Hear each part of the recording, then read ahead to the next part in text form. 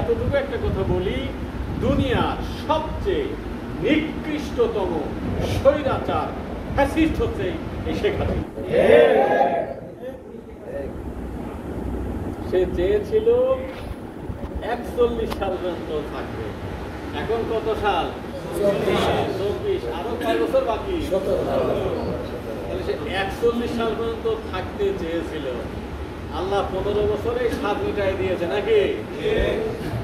এই জাতির কাছে আমি এখন মনে করি, আমি বিশ্বাস করি যে জুলুম করেছে, আমাদের দায়িত্বশীলদেরকে সে শহীদ করেছে।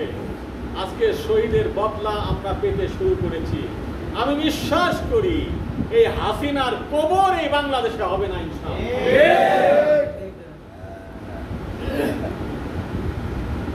এই দেশের মানুষ ওকে আর গ্রহণ করবে না, আর যারা গ্রহণ করেছিল পালানোর পরে বর্জন শুরু হয়েছে। এত সহজে আওয়ামী লীগের লোকজন পার পেয়ে যাবে না নাকি? এত সহজে না। শোনেন, জামাত ইসলামী জীবন দিয়ে বুক দিয়ে এই তাদেরকে ঠেকিয়েছে। আজকে জামাত ইসলামীর কর্মীদেরকে, নেতাদেরকে যেভাবে জুলুম করা হয়েছে, ছোট ছোট বাচ্চাদেরকে আজকে যেভাবে হিংসুটে বানানো হয়েছে তাদের ব্যাপারে দেখেছেন। 7 বছর 8 বছরের ছেলে পেলে তারা হাসিনাকে কি করতে চায়, আর হাসিনা কতটা করলে আজকে শেখ মুজিবের মূর্তিগুলো এইভাবে মানুষ ভাঙতে পারে। এটা দেখে মনে হয় না যে এটা রাগ হয়, এটা কি মহব্বতের জন্য করতেছে? এটা মনে হয় না যে রাগ, এটা ক্ষোভ।